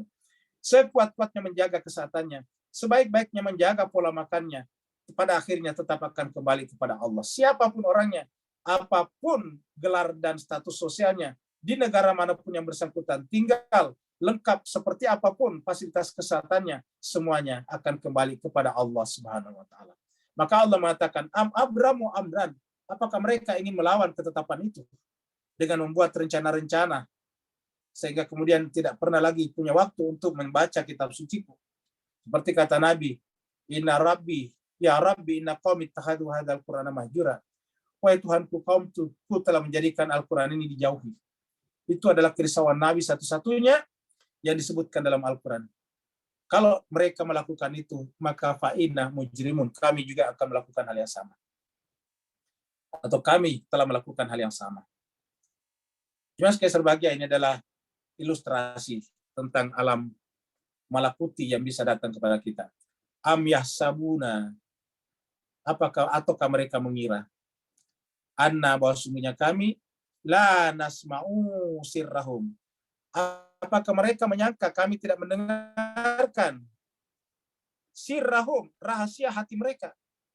Sirrah itu rahasia hati mereka, bahwa mereka sebetulnya menyebut nama aku, tetapi yang dirindukan adalah bukan aku, kata Tuhan. Wa najwahu, dan kami dengarkan bisikan-bisikan mereka, hati mereka. Am yasabuna anna la, karena adalah, maka di sini bala. Yang benar adalah justru kami mendengarkan sirrahum wa najwahum. Bala benar. Yang benar adalah kami mendengarkan sir dan bisikan mereka. Apa sebabnya? Rusulana wa rusulana, rasul-rasul kami, malaikat-malaikat kami, ladahim, ada di sisi mereka. Kata ladahim itu selalu bersama dengan mereka. Dan malaikat-malaikat kami itu yaktubun, mencatat apa yang mereka perbuat. Bukan hanya perbuatan tangan dan kakinya, tetapi juga sirrahum wa najwahum, yaitu perbuatan hati dan pikiran mereka. Jadi Bapak sekalian, tidak pernah kita bisa lolos daripadanya. Bala wa rusuluna ladaihim. Jadi kata-kata ladaihim selalu bersama kita malaikat Allah. Apa yang dilakukan? Yaktubun, menulis apa yang kita lakukan dan apa yang kita pikirkan. Bapak Ibu sekalian, mudah-mudahan puasa ini mengajarkan kita untuk belajar berkata tidak kepada pengaruh makanan dan minuman ataupun hubungan suami istri, kalau itu menjadi sebab kita jauh daripada Allah Subhanahu wa taala. Allah kalau tahu, kalau artinya kalau makanan dan minuman itu menjadi penyebab kita jauh daripada dirinya, tentu Allah tidak memberikan kepada kita makanan dan minuman. Ketika Allah memberikan kepada kita makanan dan minuman dan pasangan-pasangan, karena Allah tahu, dan dalam konsep Allah yang tadi pagi kita sebut dalam wipernya Allah, makanan, minuman, dan pasangan harusnya menjadi fasilitas, menjadi fasilitator, menjadi katalisator, mendekatkan kita kepada Allah, bukan sebaliknya. Tapi fakta menunjukkan karena kita benci kepada kebenaran, makanan, minuman, dan pasangan justru menjauhkan kita dari Allah SWT, maka Allah datang dengan kasih sayangnya memberikan kepada kita syariat puasa. Karena dengan puasa itu la'allakum tattaqun, kalian bisa selamat dari tipuan-tipuan hawa nafsu kalian. Terima kasih banyak atas perhatian Bapak Ibu sekalian.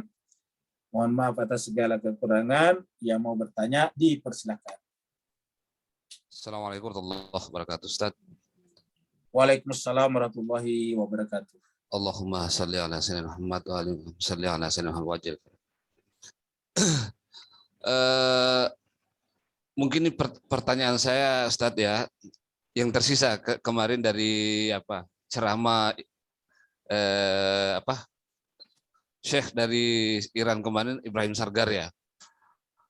Ada, kalau tidak salah dengar dan saya lupa, saya keliru, dia mengungkapkan satu ayat ya, Ustaz, kalau tidak terkait dengan safar kita kepada Allah itu. Alallahi tasirul umur gitu. Kalau nggak salah, Ustaz ya. Itu salah satu ketika Pak Nur dari Singapura bertanya tentang safar gitu, safar rohani kita gitu. Itu saya minta mohon pendalamannya, Ustaz, terkait masalah itu. Itu yang pertama. Boleh yang kedua, Ustaz ya? Ya, silakan. Iya, yang kedua soal tadi standar ganda, sikap standar ganda itu, Ustaz. Ini memang sebenarnya agak berat ini sikap ini untuk kita menjadi objektif rasional, Ustaz ya. Sangat berat menurut saya. Karena banyak faktor menurut saya, Ustaz, yang sangat berpengaruh terhadap sikap-sikap seperti ini, objektif rasional. So, objektif rasional misalnya gitu kan. Ini kan terkait dengan latar belakang keilmuan atau latar belakang pendidikan, terpelajarnya seseorang atau tidak gitu. Misalnya kasus kekerasan misalnya yang akhir-akhir ini muncul gitu, bukan hanya di Indonesia, tapi ya sebagaimana kita lihat di Palestina hari-hari ini makin brutal gitu kan.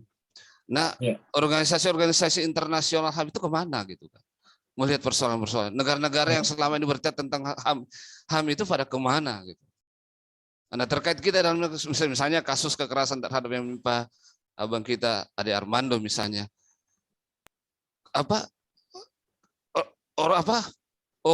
Ormas-ormas atau LSM HAM itu kemana kemarin melihat persoalannya? Kok nggak ada yang teriak gitu, ini pelanggaran HAM. Nah, ini kan sikap standar ini memang tidak bisa kita lihat secara parsial mungkin, Ustadz ya. Itu mungkin ada faktor politik juga melingkupinya gitu, yang mendasari sehingga orang bersikap standar ganda.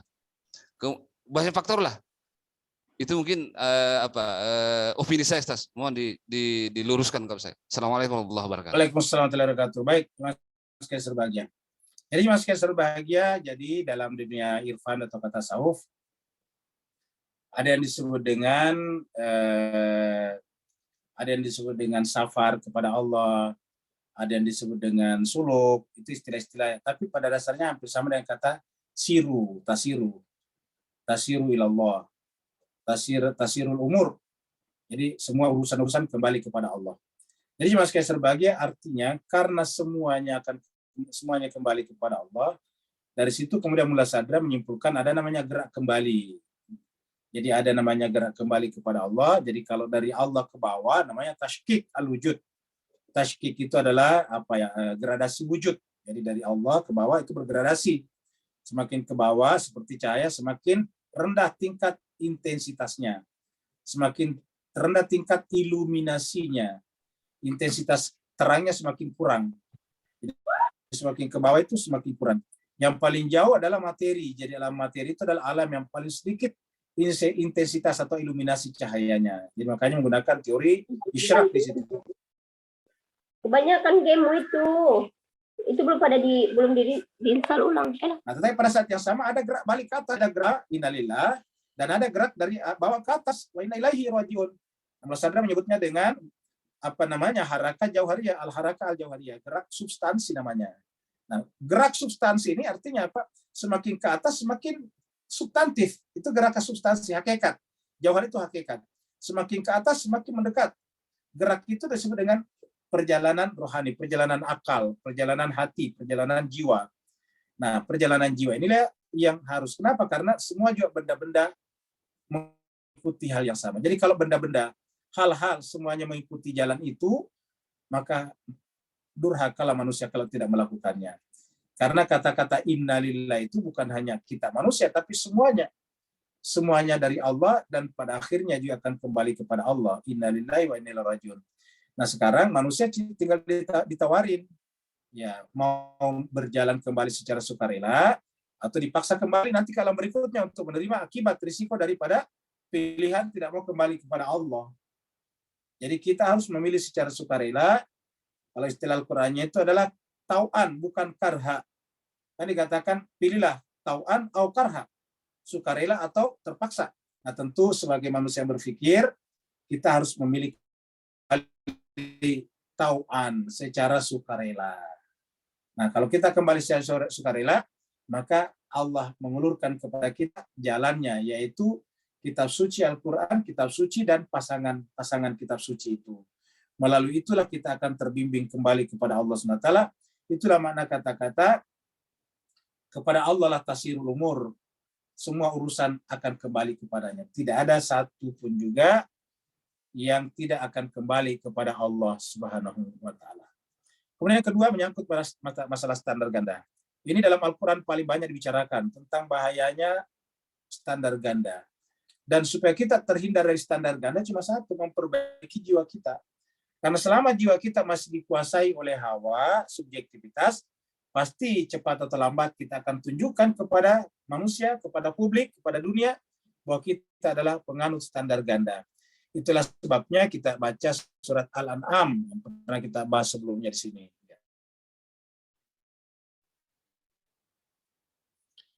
Surat Al-An'am kita baca di sini, ya. Surat 6. Ini sebetulnya adalah pentingnya kita tidak berstandar ganda. Ayat 108.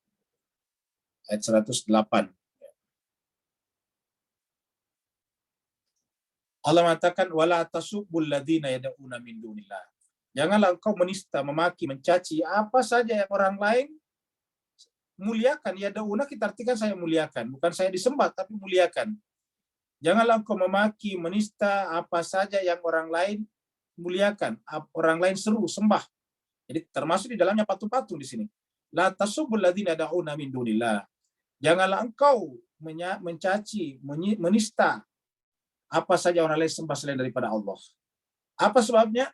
Karena kalau kau melakukan itu berarti apa? Fayasubbullaha adwan. Berarti kamu kamu memberi kesempatan kepada mereka untuk juga mencaci maki Allah dengan kembali penuh permusuhan. Fayasubbullaha adwan. Mencaci maki kembali dan penuh permusuhan. Ya. Jadi kalau kita awalnya cuma iseng, tapi orang pasti akan tersinggung. Jadi tidak bolehnya kita mencaci orang lain karena akan terjadi hal yang sama kalau terjadi pada diri kita.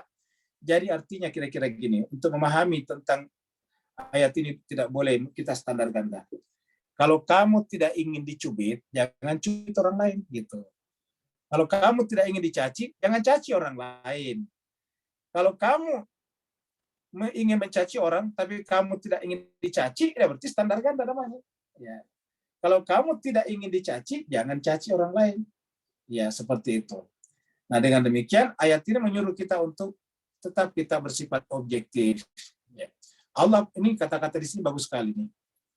Nanti fayasubullah adwan bighairi ilm. Bagaimana caranya? Kadzalik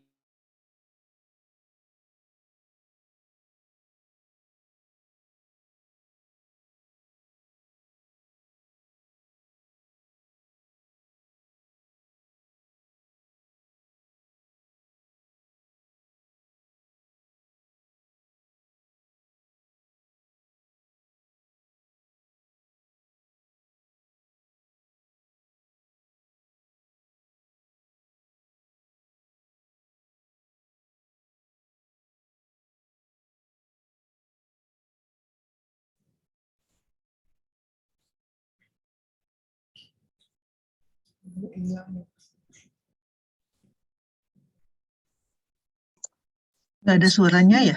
Suaranya Ustadz hilang ya. Keluar Ustaz. Suaranya hilang.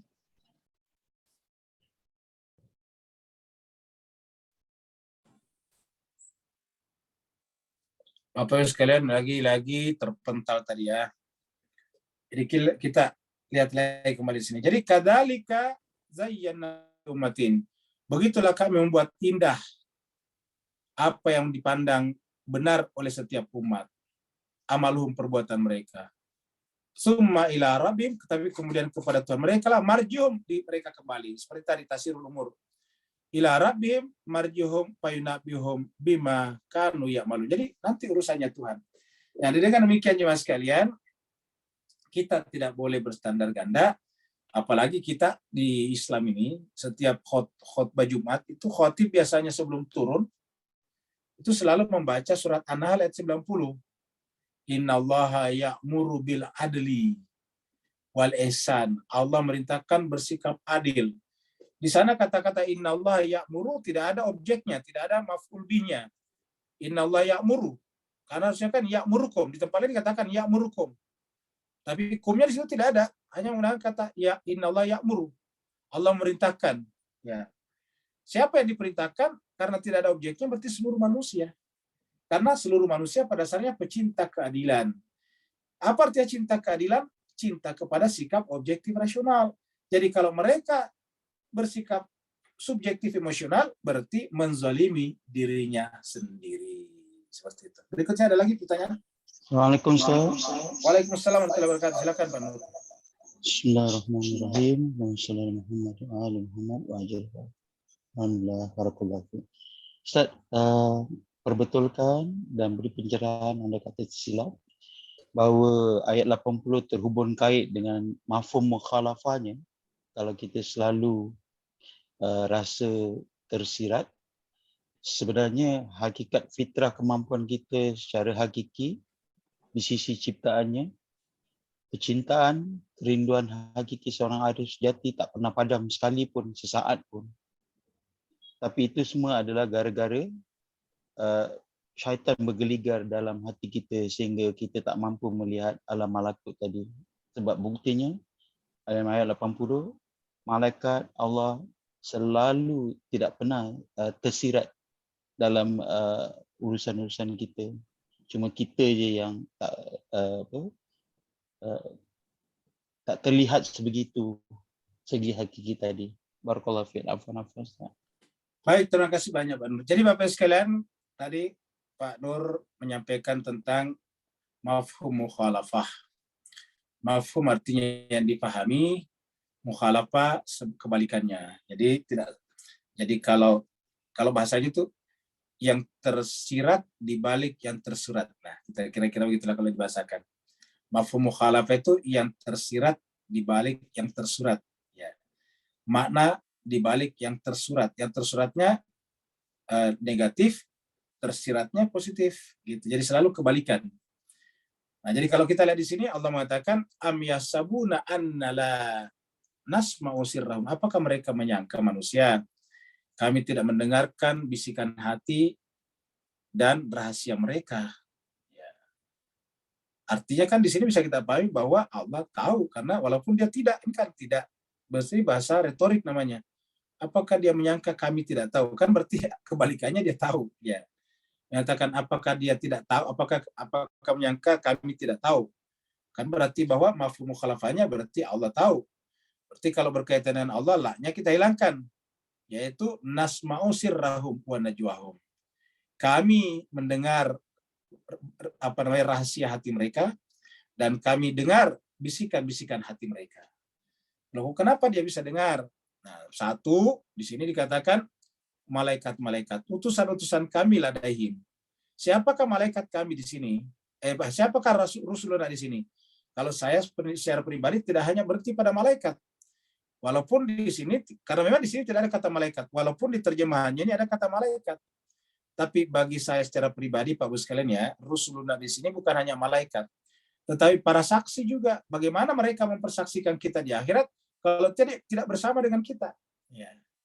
Jadi yang namanya para saksi itu para manusia suci yang akan menjadi saksi kita di akhirat, itu adalah juga bersama dengan kita. Jadi kata Rasulullah di sini bukan hanya malaikat, tetapi juga para insan kamil yang mendapatkan penugasan dari Allah SWT, itu juga selalu ladaihim, bersama dengan manusia, ladaina, bersama dengan kita. Ya, jadi kalau kita rubah menjadi kami, kita manusia ladaina. Itu para saksi, malaikat-malaikat dan para saksi bersama dengan kita selalu. Bukan hanya itu, tentu juga Allah SWT. Makanya kan innallaha wa malaikatahu yusalluna ala nabi. Berarti Allah, malaikat menyatu dengan Nabi. Siapa Nabi? Termasuk rasul-rasul yang lain yang menjadi pengganti para Nabi. Jadi innallaha wa malaikatahu yusalluna ala nabi. Jadi wa rusuluna. Apakah kalau begitu Tuhan tidak ada di sana hanya karena menugaskan kepada Rasulullah? Jawabannya tidak. Allah juga bersama dengan kita. Bisa kita lihat misalnya di dalam surat Al-Anfal, ya, kita lihat surat Al-Anfal, surat yang ke-8. Surat yang ke-8. Ayatnya 24. Kita mulai dari 24 dulu ya. Tidak kelihatan screen-nya, Ustaz. Oh, tidak kelihatan ya? Oh ya, mohon maaf belum masuk ya. Seperti tadi saya nunjuk nggak kelihatan dokter ya. Iya, Ustaz. Tadi itu saya juga menunjuk ayat. Jadi jemaah sekalian, ya ayyuhalladzina amanu, wahai orang beriman, istajibu, penuhilah, ijabalah permintaan Allah, lillah wali rasul dan rasulnya. Iza da'akum, apabila Allah dan Rasul memanggil kalian, lima yuhyikum. Karena setiap panggilan Allah dan Rasul pasti dalam rangka menghidupkan. Menghidupkan apa? Jiwa kita. Kenapa? Wa'lamu, ketahuilah, catatlah, annallah, sesungguhnya Allah, yahulu, dia berada, bainal mar'i wa qalbi, dia di antara manusia dengan kalbunya. Jadi sedemikian dekatnya dikatakan yahulu bainal mar'i wa qalbihi. Yang namanya hulu itu seperti lem. Lem itu adalah ada di antara kertas yang satu dengan kertas yang berikutnya. Jadi kalau kita menempelkan, menyambung dua kertas, supaya kertas itu nyambung kan ada lemnya. Ya, ada lemnya. Nah, lem itu adalah menyatukan kertas A dan kertas B. Nah, Tuhan itu seperti lem itu, menyatukan antara almar dan kalbi. Artinya begitu tidak terpisahnya Allah dengan kita. Nah, jemaah sekalian, kalau ini kita sadari, harusnya tadi seperti dikatakan Pak Nur, harusnya menggelegar kita punya kerinduan. Tapi sayangnya justru tidak menggelegar. Justru tidak ada getarannya sama sekali. Gelegar itu adalah bahasanya Pak Nur tadi adalah getarannya tidak ada, tidak menggelegar. Nah, jadi jemaah sekalian, apa sebabnya? Itu tadi. Karena kita telah dipisah bukan oleh Allah dengan hati kita, tetapi dipisah oleh dunia. Jadi bukan yahulu, jadi bukan Allah yahulu, tetapi ad-dunia. Jadi kita ini an-dunya yahulu bainal mar'i wa qalbi. Kalau kita, harusnya kan annallaha yahulu bainal mar'i wa qalbi. Tapi bagi kita justru an-dunya yahulu bainal mar'i wa qalbi. Dunialah yang memisahkan antara kita dengan diri kita sendiri. Ingat, memisahkan diri kita dengan diri kita sendiri. Itulah sebabnya ini juga disadari oleh psikolog besar yang bukan Islam. Namanya Dr. Alexis Carrel. Alexis Carrel mengatakan bahwa manusia modern itu hebat. Dia bisa pergi ke tempat-tempat yang jauh. Dia bisa pergi ke Pluto, bisa pergi ke planet-planet yang jauh, bisa mengirim wahana-wahana, alat-alat, tools ke berbagai macam penjuru dunia. Manusia tahu bisa berkomunikasi dengan sesamanya manusia dari ujung-ujung bumi yang lain. Tetapi kata Alexis Carrel, sayang seribu sayang. Sayang seribu sayang kata dia, manusia modern tidak bisa pergi ke tempat yang paling dekat. Apa itu kata Alexis Carrel? Yaitu ke dalam dirinya sendiri. Jadi manusia modern sekarang ini dengan kemodernannya, dengan teknologinya, bisa pergi ke tempat yang jauh. Bisa pergi ke negara-negara dengan kecepatan yang sangat tinggi. Bisa mengirim wahana ke angkasa luar. Tetapi kata Alexis Carrel, sayang seribu sayang, ilmu pengetahuan modern justru tidak mengajarkan manusia pergi ke tempat yang paling dekat, yaitu ke dalam dirinya sendiri. Ternyata kalau kita ke dalam diri kita, yang kita temukan, annallaha yahulu bainal mar'i wa qalbihi. Terima kasih banyak atas perhatian. Saya kira sekalian kita sekarang pertanyaan di screen kalau ada. Ada Apa namanya ada 2 pertanyaan dan 1 permintaan doa. Yang pertama dari Mbak Yasani ya. Tepatkah kalau disampaikan bahwa fitrah nafs alam non materi itu adalah suci, sempurna, sedangkan fitrah jasad? Kalau materi tidak disebut dengan fitrah, disebut saja sifat ya, sifat alam materi. Kalau fitrah ini adalah bersifat non materi, tidak ada fitrah yang bersifat materi. Ya, jadi kalau materi biasanya disebut dengan sifat saja, nature ya, nature-nya. Jadi kalau nafsu, tapi ingat alam materi itu bukan hawa nafsu. Ini harus kita pahami. Alam materi itu pada dasarnya baik. Alam materi itu adalah tajalli daripada Allah yang dengannya melaluinya kita bisa ingat kepada Allah. Ya, jadi tidak identik antara alam materi dan hawa nafsu. Ya, hawa nafsu itu adalah keinginan untuk memperbudak diri kepada alam materi. Itu namanya hawa nafsu. Jadi hawa nafsu itu adalah keinginan dari dalam diri kita yang ingin diperbudak oleh alam materi. Jadi kalau kita ingin diperbudak, seperti seperti perumpamaan kita, harusnya kan kuda yang kita tunggangi. Tapi jiwa kita ini karena saking butanya, dianya pengen ditunggangi oleh kuda. Kan terbalik.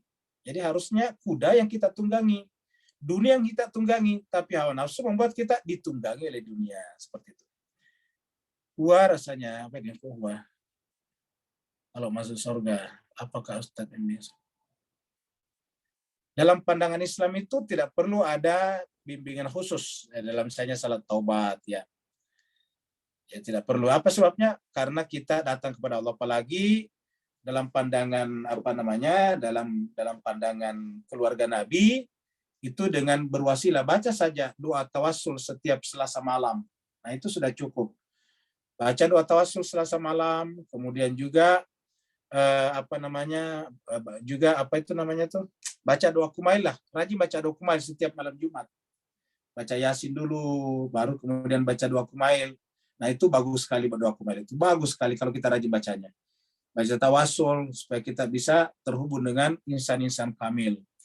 Berikutnya dari Pak Monti, apakah selama ini hampir dunia sana diceritakan sejarah agama tentang Nabi Adam pertama suatu musik di surga. Jadi jemaah sekalian, Nabi Adam tidak pernah berbuat dosa ya. Jadi kita harus pahami bahwa Nabi Adam tidak pernah berbuat dosa. Yang berdosa siapa? Adam, bukan Nabi Adam. Ya. Ingat, Adam itu sama misalnya dengan Muhammad kan dua. Ada Muhammad bin Malik, ada Muhammad bin Abdullah. Muhammad yang berdosa itu adalah Muhammad Rusli Malik. Nah, itu berdosa. Tapi yang tidak berdosa apa? Muhammad bin Abdullah. Yaitu yang tidak berdosa. Begitu Pak Monti. Jadi Adam juga begitu. Jadi kan Muhammad ini banyak. Nama Muhammad. Nah, Muhammad mana yang tidak berdosa? Muhammad bin Abdullah. Itu adalah manusia suci. Kalau dikasih kata Nabi baru berdosa itu kontradiksi. Masa Nabi berdosa? Kan begitu. Jadi penggunaan kata Nabi Adam berbuat dosa ini kontradiksi. Ya, yang namanya Nabi itu manusia suci. Diangkat jadi Nabi oleh Allah. Kecuali kalau diangkat Nabi oleh kita, itu pasti berbuat dosa. Tapi selama Nabi itu diangkat oleh Allah, pasti tidak mungkin berbuat dosa. Karena kalau Nabi diangkat oleh Allah tapi berbuat dosa, berarti Tuhan salah angkat Nabi. Ya, salah pilih. Ya, salah pilih Nabi namanya. Dan itu tidak mungkin. Jadi penggunaan kata Nabi Adam berbuat dosa, mohon maaf, itu adalah kontradiksi namanya. Jadi Nabi Adam tidak pernah berdosa. Lalu siapa yang disebut dalam Al-Quran memakan buah khuldi? Adam, bukan Nabi Adam. Coba aja perhatikan. Tidak ada kata Nabi Adam. Ya, di situ Nabi Adam apa? Yaitu allama Adaman asma'ullah, itu Nabi Adam. Tapi kemudian wa idqulna ya Adam. Nah itu Adam tuh. Ya Adam uskun anta wa zaujukal jannah. Nah itu Adam, bukan Nabi Adam. Jadi dua di sana. Ya, jadi ada Adam dan ada Nabi Adam. Nabi Adam tidak pernah berdosa. Jadi jawabannya tadi tidak benar ya. Jadi cerita itu tidak benar. Yang berdosa itu adalah Adam. Kemudian terakhir kita ada doa dari Gali ya untuk siapa ini? Zahra Sofia binti Mikael Maulana. Berarti putrinya ya. Ya apa ini? Sebagai hasil MRI. Ya, dan berjalan lancar ya. Jadi kita doakan semoga Ananda Zahra Sofia binti Michael Maulana diberikan hasil MRI yang bagus. Kemudian kalau dia sakit diberikan kesembuhan, kalau dia sembuh dipercepat recovery-nya, dan kemudian Ananda Zahra tumbuh dengan sempurna lahir dan batin menjadi anak yang soleha. Ala hadiniya walikulatin soleha bihaqi Muhammadin wa ali Muhammad. Khusus untuk anak kami Ananda Zahra Sofia binti Michael Maulana.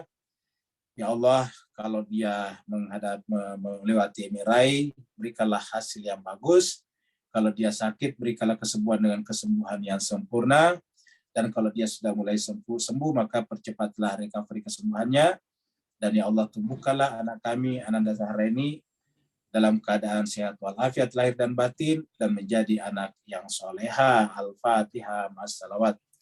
Allahumma salli ala Muhammad wa ali Muhammad. Allahumma salli ala Muhammad wa ali Muhammad. Allahumma salli ala Muhammad wa ali Muhammad. A'udzu billahi minasyaitonir rajim. Bismillahirrahmanirrahim. Alhamdulillahi rabbil alamin. Ar-Rahmanir Rahim. Maliki yaumiddin. Iyyaka na'budu wa iyyaka nasta'in. Ihdinas siratal mustaqim. Siratal ladzina an'amta 'alaihim ghairil maghdubi 'alaihim waladdallin. Amin wa alafu minkum. Selamat berbuka puasa. Wassalamualaikum warahmatullahi taala wabarakatuh. Waalaikumsalam warahmatullahi wabarakatuh. Terima kasih Ustaz. Bu Dokter. Terima kasih Bapak dan Ibu semua. Dokter. Assalamualaikum. Ibu jemaah